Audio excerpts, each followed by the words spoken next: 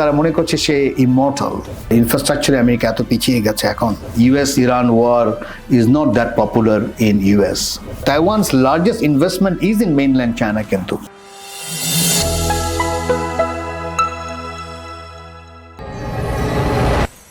Viewers, welcome to the geopolitical show the chessboard, যেখানে আমরা বিভিন্ন বৈশ্বিক ঘটনা কিংবা ভূরাজনৈতিক ঘটনার সিস্টেম্যাটিক ব্যাখ্যা আপনাদের সামনে উপস্থাপন করার চেষ্টা করি। আমি আপনাদের হোস্ট ফারহান ইন্তিশার খালেদ। মূলত বাংলাদেশ এবং বিশ্ব রাজনীতিতে কি ঘটছে, কেন ঘটছে, কতদিন ধরে ঘটছে, ঠিক কি কারণে ঘটছে, এই সকল প্রশ্নের উত্তর আপনাদের সামনে তুলে ধরা এবং এক্সপার্ট ভ্যালিডেটেড কিছু ডিসকাশনস আপনাদেরকে উপহার দেওয়ার জন্যই মূলত আমাদের শোটি গড়ে তোলা হয়েছে। আশা করি প্রত্যেকটা এপিসোড থেকে আমরা বুঝে নিতে পারবো ঠিক কেন ডিসকাশনটি করা হচ্ছে এবং সিম্পলভাবে ডিসকাশনের ইনফরমেশনগুলো আমরা এক্সট্রাক্ট করে নিতে পারবো।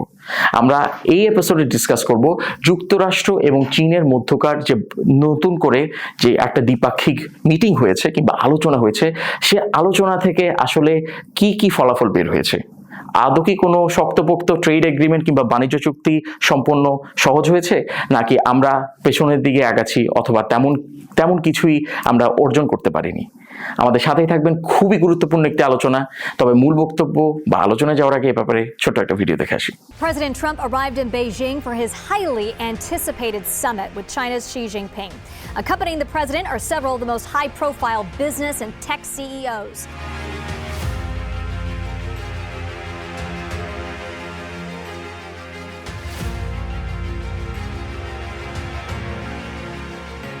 So that these brilliant people can work their magic, his words, and help bring the People's Republic to an even higher level. 中美两国能不能跨越所谓的修昔底德陷阱，开创大国关系的新范式？ And we're going to have a fantastic future together. Such respect for China, the job you've done. You're a great leader. I say it to everybody. You're a great leader. 领好航，长好舵，让2026年成为中美关系继往开来的历史性、标志性年份。 Great place, incredible. China's beautiful. Doubts over the weapons sale led to renewed questions about Trump's commitment to defend Taiwan. দর্শক, আমাদের সাথে থাকার জন্য আপনাদের অসংখ্য ধন্যবাদ। আমার সাথে এই এপিসোডে স্টুডিওতে উপস্থিত আছেন অধ্যাপক ইমতিয়াজ আহমেদ। তিনি নির্বাহী পরিচালক, সেন্টার ফর অল্টারনেটিভস। স্যার, আপনাকে এই এপিসোডে আমার সাথে থাকার জন্য অসংখ্য ধন্যবাদ। তো আমি মূলত স্যার যুক্তরাষ্ট্র এবং চীন তাদের মধ্যে যে নতুন করে যে একটা বাইল্যাটারাল মিটিং হলো, সেটি নিয়ে আপনাকে একটু প্রশ্ন করতে চাচ্ছিলাম যে এই মিটিংয়ে মোটামুটি তারা কোন কোন বিষয়গুলোর উপর ফোকাস দিয়েছিল আপনার মনে হয়? না, বড় আকারে সম্পর্কটাই তো রীতিমতো ঝামেলায় ছিল ডোনাল্ড ট্রাম্পের এই দ্বিতীয়বার ক্ষমতা আসার পর থেকেই।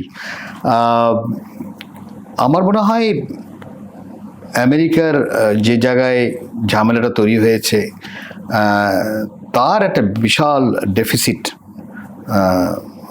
মানে $38 ট্রিলিয়ন একটা ডেফিসিট তৈরি হয়েছে এবং ইটস ইনক্রিজিং। এবং এমন একটা জায়গায় চলে গেছে যেখানে বলতে গেলে ওই $38 ট্রিলিয়ন উপরে যেই ইন্টারেস্ট হয়, সেই ইন্টারেস্টটা তার ডিফেন্স বাজেটকে ছাড়িয়ে গেছে। তো এটা তো আর মানে রীতিমতো কি বলা হয়, সামাল না দিলে আরো ঝামেলায় পড়বে। এবং Trump with all his madness, আমি মনে করি যে সে চেষ্টা করছে এটাকে থামানোর। তো একটা উপায় সে মনে করেছিল প্রথম দিকে, সেটা হলো যে আমি সরকারের যেই এক্সপেন্ডিচার সেটা কমিয়ে ফেলবো, এবং যার জন্য সে WH থেকে বার হয়ে গেছে, ইউনেস্কো থেকে বার হয়ে গেছে, USAID বন্ধ করে দিয়েছে, এইসব করিডোরে সে ভেবেছিল। এবং ওখানে কিছু কমেছে, কেউ হিসাব দেয় $1 ট্রিলিয়নের মতো ইত্যাদি, বাট স্টিল নট এনাফ। তারপরে সে চিন্তা করলো যে আমি ট্যারিফ বাড়িয়ে দিই, সবাই সাথে ট্যারিফের কাঠামোর আগে যেটা ছিল যেটা এনিমি স্টেটের সাথেই কিন্তু এই ট্যারিফের ব্যাপারটা খুবই স্ট্রংলি তারা করিডোরে স্যাংশন দেওয়া শুরু করতো। এবং সেই হিসাবে আমরা জানি যে বছরের পর বছর Cuba for example, north Korea, Iran, Russia, এরা সবাই কিন্তু বিভিন্ন স্যাংশন রেজিমের মধ্যে আছে। বন্ধু রাষ্ট্রের ব্যাপারে ওরকম ছিল না, কিন্তু ট্রাম্প ওই জায়গায় একের পরিবর্তন করে বলছে না, বন্ধু রাষ্ট্ররা আমাকে আমাকে পেয়ে বসেছে, they are all riding on my shoulder, এটা তো নামাইতে হবে, না তো আমারই ঝামেলা, তাই না? তো সেই হিসাবে তার সাথে এই কানাডার সাথে তার রীতিমতো তর্ক বিতর্ক, ইউরোপের সাথেও সব মিলে টিলে একটা ঝামেলা তৈরি হয়েছে, এবং সেখানে চীন হলো বড় প্রতিপক্ষ। এবং যেই কারণে শি জিনপিং ওই ঐতিহাসিক কি বলা হয় হিস্টোরিয়ান থুসিডাইসের ট্র্যাপের কথা বললো, যদিও ওটা কতখানি থুসিডাইস আর কতখানি গ্রাহাম অ্যালিসনের মানে ইন্টারপ্রিটেশন অফ থুসিডাইস সেই নিয়ে বিতর্ক আছে। কারণ এটা গ্রাহাম অ্যালিসনই এই থুসিডাইস ট্র্যাপ শব্দটাও সেই ব্যবহার করেছে, যে রাইজিং পাওয়ার সবসময় একটা কি বলা হয় যে স্ট্যাবলিশ যে পাওয়ার সে অ্যালাউ করে না, এবার একটা যুদ্ধের মধ্যে যায়, যার জন্য অ্যাথেন্সের সাথে স্পার্টার সেই যুদ্ধ। তো সেই হিসাবে কতগুলো এক্সাম্পল দেখিয়ে দিয়েছে, but not so much credible, but still ধারণটা হলো যে একটা রাইজিং পাওয়ার, এবং ওটাই শি জিনপিং বলতে চেষ্টা করেছিল যে don't look at me as a rising power and don't look at yourself as কি বলা হয় মানে declining power, can this two powers work together, complementing each other. কারণ এটা যদি আমি আর তুমি যদি যুদ্ধের মধ্যে যাই, তাহলে তো ভয়ানক একটা যুদ্ধের মধ্যে যাবা। And this kind of a warning, but at this kind of also giving a kind of a spoon, যে look, there is space for us to work together. তো সেই হিসেবে আমরা দেখলাম বেশ কিছু ডিল, এবং ওই ডিলটা যেন হয় ওই কারণে ট্রাম্পও আমার মনে হয় একটা প্রস্তুতি ছিল, সে তার অল দ্য বিলিনিয়ার কি বলা হয় বিজনেস যারা করেন তাদের নিয়ে গেছে। জি স্যার, এখানে স্যার একটু ইন্টারজেক্ট করতে চাই, যে বিলিয়নিয়ারদের কথা বলে নেই, আমরা সেখানে জেনসেং ওয়াংকে দেখতে পেয়েছি, গুগল থেকে গেছে, মেটা থেকে গিয়েছে, অফকোর্স ইলন মাস্ক সাথে গিয়েছেন। তো এই যে বিলিয়নিয়ারদেরকে নিয়ে গিয়েছিলেন, এবং তিনি আসলে এই মেসেজটাই শেয়ার করতে চেয়েছিলেন চাইনিজ সাইডের সাথে, যে আমরা চাচ্ছি তোমার দেশে ইনভেস্ট করতে, তোমার দেশে প্রোডাকশন শুরু করতে, এবং আমরা চাচ্ছি মানে ইকুয়াল কম্পিটিশনের বেসিসে আমার দেশের কোম্পানিগুলো যেন তোমার দেশে ইনভেস্ট করতে পারে। হাউএভার স্যার, যখন আউটকামগুলো আসলো তখন কিন্তু আমরা তেমন কিছুই দেখতে পাইনি, যে বিলিয়নিয়ার্সরা যে, এমনকি এটাও দেখা গেছে তারা কোনো ধরনের কনসেশনসই নিতে পারেনি। শুধুমাত্র এতটুকু শুনেছিলাম যে বোয়িং যেখানে 500টা প্লেনস কেনার কথা ছিল within a very long time, সেখানে হচ্ছে আপনার 200টা কেনার মতো একটা প্রতিশ্রুতি হয়েছে, তাও ইট ওয়াজন্ট অ্যাজ সিকিউরড। তো তাহলে স্যার এই যে একটা এগ্রিমেন্ট, কিংবা তিনি যে বড় বড় ট্রেড এগ্রিমেন্টসের কথা বলছিলেন, আসলে কি লাভ হয়েছিল যুক্তরাষ্ট্র? যেই জিনিসটা আসলে বোঝা দরকার সেটা হলো দুজনের সিস্টেম ইজ ভেরি ডিফারেন্ট। একটা হলো প্রাইভেট ক্যাপিটালিস্ট সিস্টেম, আর একটা হলো রীতিমতো capi communism system. Capi communism system is one party, communist party hold করে, এবং যার জন্য প্রফিটগুলো তারা খুব সহজে ব্যবহার করতে পারে, ইনফ্রাস্ট্রাকচার ইত্যাদি। এটা তো আমেরিকা পারবে না, বা ইনফ্রাস্ট্রাকচারে আমেরিকা এত পিছিয়ে গেছে এখন। দুটো মানে সাংঘাই থেকে কেউ যদি নিউ ইয়র্কে ট্রাভেল করে, তাহলে মনে করবে যারা তৃতীয় বিশ্বে চলে আসছে, কারণ সেই ইনোভেশন এটাই নেই। ওর জন্য মানে এই যে এতজন যে বিলিনিয়ার্স নিয়ে গেল, it shows the madness of capitalism. মানে what do you do with this billions of dollar? একটা মানুষ কতখানি ব্যবহার করতে পারে তার কি বলা হয় স্যাটিসফ্যাক্টরি লাইফ নিয়ে। ওই জাক মা, ওই আলিবাবার জাক মা বলেছিল, কেউ যদি $100 million পায়, মানে থাকে তার পকেটে, that's more than enough, because rest is you can't use it. You cannot use it. How many orange juice orange you can take, or কত orange juice আমি খাবো, বা কত বিরিয়ানি আমি খাবো, লিমিট আছে তো না মানুষের। আমি কয়টা গাড়ি কিনবো, of course, and why would I buy 50 cars? Why would I have a 50 plane? That means there's a madness to it. Yes, sir. তো মাঝে মাঝে when I see the lifestyle of some of these billionaires, I think they must be psychologically deranged. Well, what do you do with? Why don't you help New Yorker homeless? They have the largest number of homeless in the world now. Yes, মানে আমি জানি না, মানে জানে কিনা আমাদের দেশের লোকরা, বাংলাদেশের হোমলেসের চেয়ে কিন্তু আমেরিকা হোমলেস বেশি। ইয়েস, তাদের প্রাচুর্য আছে, সন্দেহ নেই, বাট হোমলেসও আছে, তাই না? তো এবং তাদের লিটারেসি রেটও কমে যাচ্ছে দিন দিন। দ্য লিটারেসি রেট ইজ মানে compare to Cuba is very sad. তাদের হিউম্যান ডেভেলপমেন্ট ইন্ডেক্সও খারাপ। ওইগুলো তো দেখ, অথচ দে হ্যাভ দ্য বিলিয়নিয়ার্স। তারপরে 10টা ইয়ে একটা what do you do with 10টা ইয়ে? Can do you have 10 leg যে তুমি 10টা লেগে ওখানে যাবা? It's absolutely madness, and that is what capitalism is all about. একটা লেভেলে যে, তাই না? তো ওইখানে আমার যেটা মনে হয় যে unless people address the system itself, you are not going to understand যে দুটোর মধ্যে একটা ডিফারেন্স কেন হচ্ছে। China can afford to make মানে একটা ব্রিজ যেটা 100 কিলোমিটার একটা ব্রিজ আছে ওদের, ওকে? তো আমাদের 6 কিলোমিটার ব্রিজে যখন তারা কাজ করছে এখানে, I look for them it must be a joke, কারণ it's 6 kilometre, they have 100 kilometre bridge. And myself আমি একবার ট্রাভেল করেছিলাম চেন্ডু টু লাসা, আচ্ছা, তিব্বতে গিয়েছিলাম, উইচ 44 hours লাগে, but it's amazing. But then you know what is the engineering feat to take a train from Chengdu to Lhasa, 44 hour লাগে। In fact তাদের একটা station আছে is as high as এভারেস্টের base camp. Just imagine এটা, কত লোক মারা গেছে, আই হ্যাভ নো আইডিয়া এটা করতে যে। কিন্তু আমার এবং কেউ যদি এখনো যদি কেউ যে না যেয়ে থাকে, I will recommend this is one trip one should take from Chengdu to Lhasa. I am also telling you that this wanted to understand human ingenuity. আমি আজ আগে বলেছিলাম is as remarkable as the Great Wall. And the Great Wall is also, মানে you can be critical of it, but just look at humans কি বলা হয়, এক ধরনের চিন্তা to have it's a madness but interesting. But this এই যে কাঠামোর কারণেই কিন্তু তারা করতে পারে, মানে ইনফ্রাস্ট্রাকচার বানাতে পারে, রোডস এন্ড হাইওয়েজ বানাতে পারে ইত্যাদি। High speed train, look at the high speed train throughout China, and I've traveled extensively, যার জন্য বলছি। whereas এই প্রাইভেট ক্যাপিটালিজমের মধ্যে খপ্পরে পড়ে, yes you have billions of dollars একজন, but at the same time you have so many homeless. So এই billions of dollar wide তারা তাদের 100 বিলিয়ন দিলে কি ক্ষতি, তা দিবে না, অ্যাজ ইফ তারা মনে করছে সে ইমর্টাল, হ্যাঁ তাই না, আজীবন থাকবে। ওই জায়গায় আমার মনে হয় কাঠামোগত, যেহেতু দুটো একেবারে আলাদা কাঠামো, ওই জায়গায় যতক্ষণ আমি দৃষ্টি না দেই ততক্ষণ আমি বুঝতে পারবো না যে এই দুই দেশের মধ্যে যেই ডিপ্লোমেসি বা নেগোসিয়েশন হচ্ছে সেটা কি। আপাতত ট্রাম্প চাচ্ছে যে আমেরিকায় যে রিলেটিভ ডিক্লাইন আমি বলবো, কারণ still is a very high super power, কোনো সন্দেহ নেই, সেটা কিভাবে একটা জায়গায় যে একটা কাঠামো তৈরি করা যায় কিনা।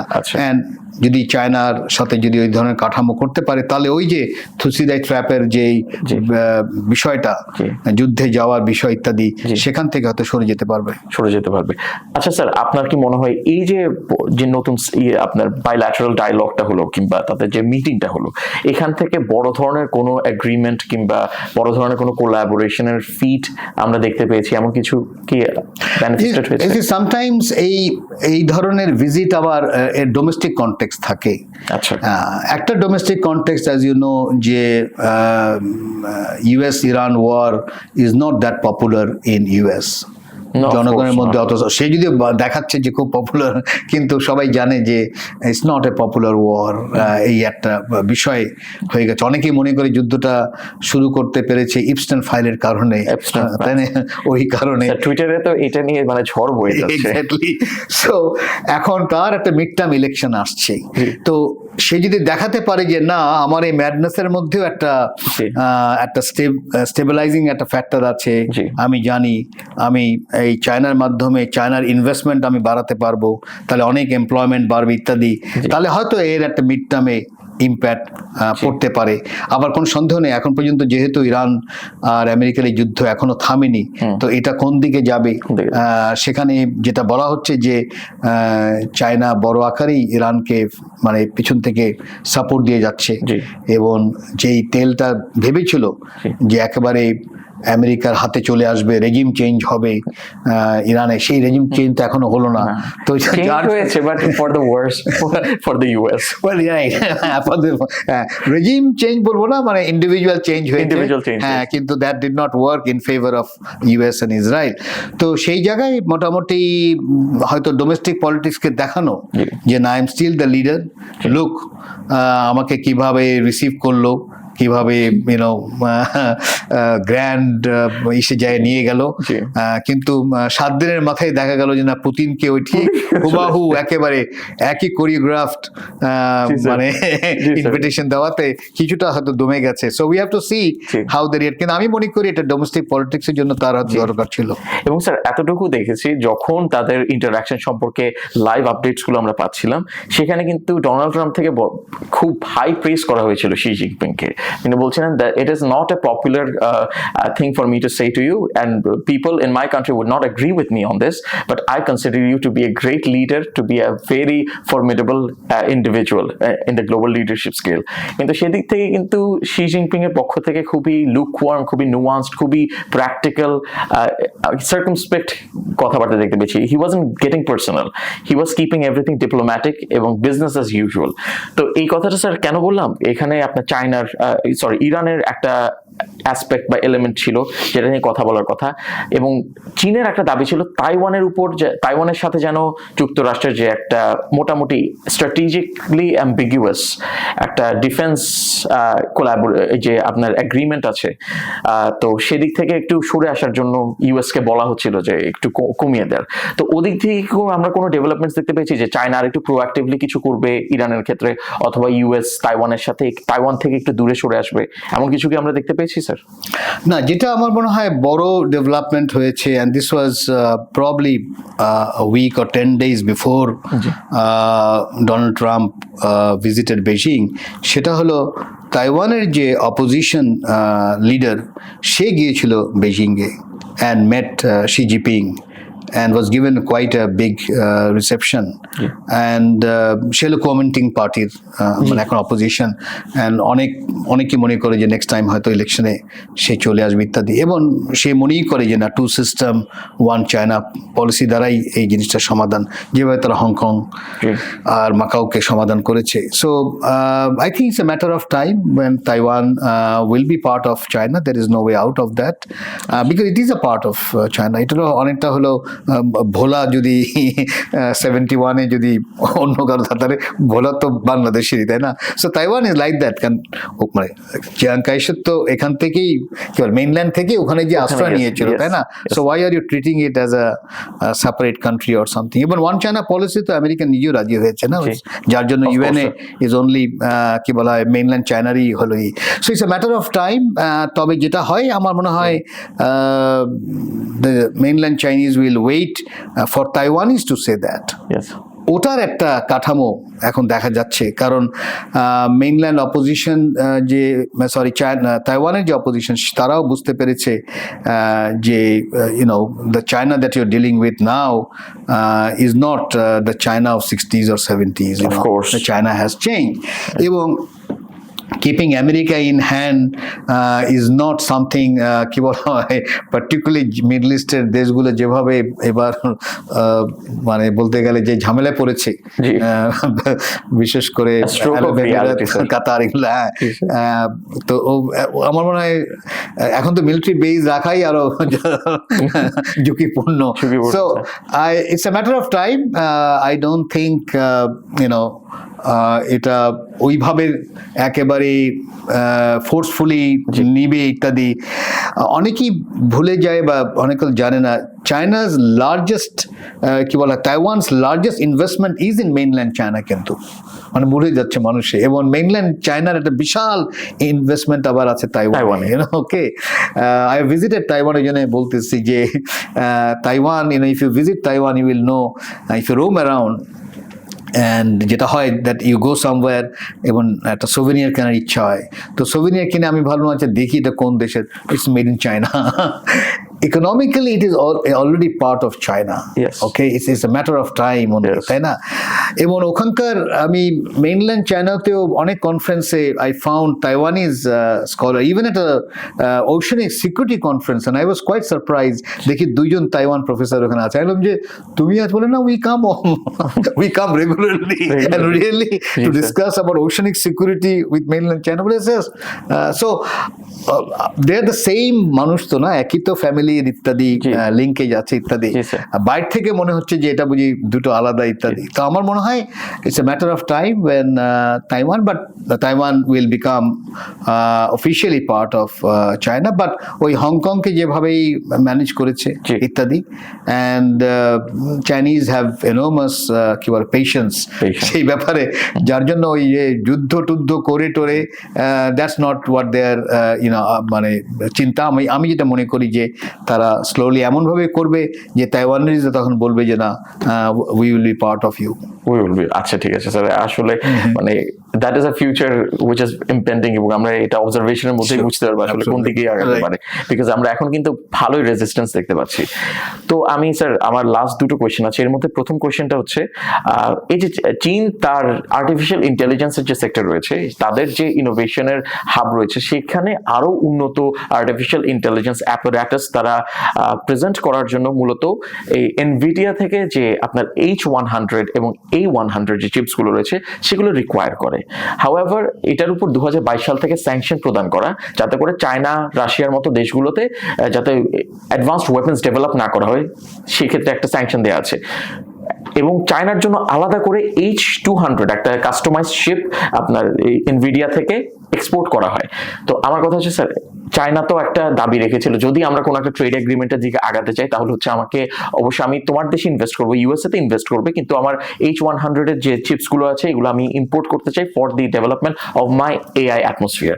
তো আপনার কি মনে হয় যদি একটা ট্রেড এগ্রিমেন্টের দিকে যায় তাহলে কি এমন কিছু? আমার কাছে যেটা মনে হয় যে লিসনিং টু এনভিডিয়ার সিও ইত্যাদি, সেটা হলো যে দে আর লিটারেলি কি বলা হয় একটা ক্রাইসিসের মানে ভবিষ্যতে ক্রাইসিসের মধ্যে পড়বে যদি এই ধরনের স্যাংশন টেনশনের মধ্যে যদি থাকতে হয়। এর কারণ হচ্ছে যে ইন দ্য হিস্ট্রি অফ চায়নার হিস্ট্রিতে দেখা গেছে যত বেশি স্যাংশন দিয়েছে, যত এই চিপস বলো যে বিভিন্ন টেকনোলজি, ওরা তত বড় আকারে ওইটা সলভ করে, মানে এটার বেস্ট এক্সাম্পল হলো Huawei. Look at Huawei, of course sir. Okay যদি বিরক্ত না করতো, ওকে যত বেশি বিরক্ত করেছে, ও এখন যে গাড়ি বার করেছে ইজ ফ্লাডিং, মানে আনথিঙ্কেবল গাড়ি বার করেছে, তাই না? তো আমার কথা হচ্ছে যে even look at BYD, how they are taking over. So যত বেশি তুমি আটকাবে, so best হলো যে না ঠিক আছে আমি এই টেকনোলজি করেছি, so let's do you also co-produce BYD, you know. তো ওই জায়গায় যেটা তার মানসিকতা আমেরিকার আমার মনে হয় পলিসি মেকারদের মধ্যে যেভাবে তারা জাপানকে নিয়ন্ত্রণ করেছে, Japan was also very creative unity, একটা এসে ধাক্কা খেয়ে সে পড়ে গেছে, হ্যাঁ, এবং সে ভাবছে যে ওই চায়নাকেও, ওই চায়না যেন ইনভেস্ট করে আমেরিকাই করে, আমি ওই একই পলিসিতে একেও আমি আটকে রেখে আমি আমার জয়যাত্রা, এই কাঠামো আমার মনে হয় you can't do the same thing. And don't forget China is not Japan, মানে দুটোর মধ্যে আলাদা। সবচেয়ে হলো জাপানে অলরেডি মানে নিয়ারলি 200টার মতন ছোট বড় আমেরিকার মিলিটারি বেজ এখনো আছে, চায়না ওই পর্যায়ে নেই। সো আমার মনে হচ্ছে যে যেটা কি বলা হয় বোঝা দরকার সেটা হলো যে কত তাড়াতাড়ি আমেরিকা একটা নর্মাল দেশ হতে পারে, মানে it's not A normal country as yet. মানে নর্মাল কান্ট্রি বুঝাচ্ছি যে মানে যারা big power, for example Spain কিন্তু বিশাল এম্পায়ার, মানে বিশাল পাওয়ার ছিল। Portuguese, look at Portuguese, Brazil তার হাতে ছিল। তো এখন তো স্পেন, পর্তুগাল তো নর্মাল কান্ট্রি হয়ে গেছে। Look at Russia for example, তার সোভিয়েত ইউনিয়ন বিশাল একটা ছিল, রাশিয়া হ্যাজ বিকাম নর্মাল, ঠিক আছে। ইংল্যান্ড ইজ মানে UK is on the way to becoming England, না ও তো মনে হয় আর বেশি দিন থাকবেও না গ্রেট ব্রিটেন যে অবস্থা, কারণ স্কটল্যান্ড এরা আলাদা হতে চাচ্ছে ইত্যাদি, সো ইংল্যান্ড হয়ে যাবে। তো বাট লুক অ্যাট গ্রেট মানে Britain also is becoming a normal, সে তো আর সেই আগের তো নাই, অ্যাসপিরেশনস ইত্যা নেই। একটা দেশই এখন রয়ে গেছে বলতে গেলে, সেটা হলো ইউএস। এবং মানসিকতা হলো যে আমরা যেহেতু ওইভাবেই দখলদার, ওই কলোনাইজ করেছি, সো চায়নাও যদি গ্রেট হয় তা চায়নাও ওইভাবে করবে। But without understanding China's economic dynamics and American economic dynamic, western ওয়ার্ল্ডের যেই ডেভেলপমেন্ট একই ডিনামিক্স না, দুটোর আর একটা মৌলিক পার্থক্য আছে। তো সেই জায়গায় মাল্টিপোলার যেই পৃথিবীটা হওয়ার সুযোগ তৈরি হয়েছে, এবং যেটা বোঝাই যাচ্ছে যে it will be a fluid multipolar, it's not going two be a rigid multipolar. সেটা যতখানি চীন মনে করে তার জন্য সুবিধা, আমেরিকার মাথার মধ্যে ওই বাইপোলার ইউনিপোলারই রয়ে গেছে, এবং সে মনে করছে না এখন হবে আর একটা বাইপোলার, সেখানে আমেরিকা আর চীন থাকবে, মানে আমিও থাকবো তুমিও, এরকম একটা অবস্থা। But that is not what I think the world is looking for. কারণ এখানে মনে রাখতে হবে যে ব্রাজিল যদি আমি বলি, টার্কি যদি বলি, এমনকি ইন্ডিয়া যদি বলি, এরাও কিন্তু ছোট বড় একটা পাওয়ার হয়ে, তাই না? কারণ হিউম্যান অ্যাসপিরেশনস তো বাড়ছে, so it is not possible যে সবাইকে আটকে রাখা। তো সেই জায়গায় আমি মনে করি যে একটা ফ্লুইড মাল্টিপোলার মধ্যে আমরা যাচ্ছি। সেই ফ্লুইড মাল্টিপোলার যত তাড়াতাড়ি হতে পারে তত আমি মনে করি যে আমেরিকাও একটা নর্মাল দেশ হওয়ার একটা স্পেস তৈরি হবে। আপাতত ইট ইজ স্টিল নর্মাল, ওই ধরনের নর্মাল না।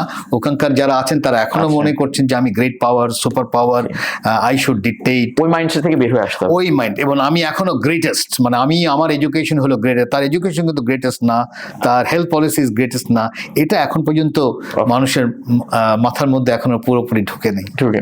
স্যার লাস্ট কোয়েশ্চেন এটাই হচ্ছে যে পরবর্তীতে কি আমরা আসলে কোনো যুক্তরাষ্ট্র এবং চীনের মধ্যে একটা ট্রেড এগ্রিমেন্ট দেখতে পারবো? কারণ এখানে এআই এর এলিমেন্টস আছে, রেয়ার আর্থস এর এলিমেন্ট আছে, সেখানে হচ্ছে ইনভেস্টমেন্টের এলিমেন্টস আছে, আপনার একে অপরের যে মানে ব্যাক এন্ড ফোর্থ যে কনফ্রন্টেশন, ট্যারিফের যে রেজিমটা ছিল, অনেকগুলো এলিমেন্টসকে ফ্যাক্টর ইন করে কিন্তু আমরা মূলত ট্রেড এগ্রিমেন্টের দিকে আগাবো। তো আপনার কি মনে হয় যে আমরা শীঘ্রই বা ইন দ্য নিয়ার ফিউচার এমন কোন ট্রেড এগ্রিমেন্ট এই দুটো দেশের মধ্যে দেখতে পাবো? আই ডোন্ট থিঙ্ক ওই ধরনের এগ্রিমেন্ট করা সম্ভব। এত দুটো বিরাট দেশ, তার বিশাল বিভিন্ন ধরনের কমোডিটিজ ইত্যাদি আছে, যেগুলো মানে যেটা দেখা দরকার তারা হলো একটা ওয়ার্কেবল রিলেশনশিপ তারা তৈরি করতে চেষ্টা করবে, যেখানে অ্যানিমোসিটি বা যুদ্ধর এটা থাকবে না।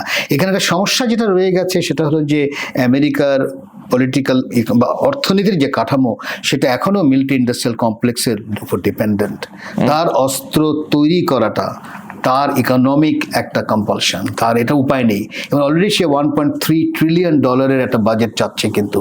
এবং আমি অনেক জায়গায় বলেছি, যেদিন এই বিলটা পাস হয়ে যাবে সেদিন এই ইরান আমেরিকা যুদ্ধ থেমে যাবে, কারণ যা লাভ করার তারা লাভ করে ফেলেছে। হ্যাঁ, নতুন ভাবে, যার জন্য বারবার কিন্তু তারা বলছে যে আমার মিসাইল শেষ হয়ে গেছে, আমার এটা শেষ হয়ে গেছে, আমার ওইটা শেষ হয়ে গেছে।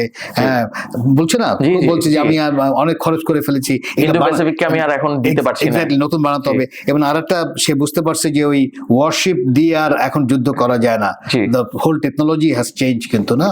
এই যে টেকনোলজি যে চেঞ্জ হয়ে গেল, এটা তো চোখের সামনে হলো, তো সেখানে ওই মিলিটারি বেস রেখে কিন্তু আর যুদ্ধ করা যায় না। তো এই যে কাঠামোটা এখন তাকে প্রচন্ডভাবে চিন্তা ভাবনা করতে হবে যে তার মানে হিসাব করলে দেখা যায় যে 750 না কয়টা মনে বেস আছে বিদেশে, না 700-র উপরে। তো ইটস ম্যাডনেস। সমস্যাটা হয়ে গেছে যে এই বেসগুলো যে সে বন্ধ করে একেবারে গুটিয়ে ফেলবে তা পারছে না, কারণ তাদের মানে এমপ্লয়মেন্ট কে দিবে? মানে আমি যদি ধরি কোরিয়াতে আছে অলমোস্ট 40 to 60,000, তো 60,000 এমপ্লয়মেন্ট কে দিবে? কথা বল। এই জায়গায় তাদের একটা বিশাল হোমওয়ার্ক করা দরকার। বাট আমি ওই যে রবীন্দ্রনাথের সেই বিখ্যাত কথা, মানুষের প্রতি বিশ্বাস হারানো পাপ। So I have full confidence যে আমেরিকার জনগণ, আমি মনে করি যে তার এক সময় they will be able to come out of this, এই যেই ঝামেলায় তারা পড়েছে, and become a normal country. Of course. Thank you so much, sir. Not only was this enlightening, it was extremely humorous. Thank you, sir. আশা করি পরবর্তীতে আমাদের প্ল্যাটফর্মে আপনি আবার ফেরত আসবেন। Thank you. সুপ্রিয় দর্শক, আপনাদের কেমন লেগেছে অবশ্যই জানাবেন। আমার তো খুবই ভালো লাগলো, এত এনলাইটনিং একটা ডিসকাশন ছিল, সেই সাথে খানিকটা মজার। তো আমাদের ভিডিওগুলো যদি আপনাদের ভালো লেগে থাকে তাহলে অবশ্যই আমাদের ইউটিউব এবং ফেসবুক পেজে যাবেন, লাইক এবং সাবস্ক্রাইব করবেন, আমাদের ভিডিওগুলো শেয়ার করবেন এবং ভিডিওগুলোতে কমেন্ট করে জানাবেন পরবর্তীতে আপনারা কোন কোন টপিকে ডিসকাশন দেখতে চান। Until next time, thank you so much.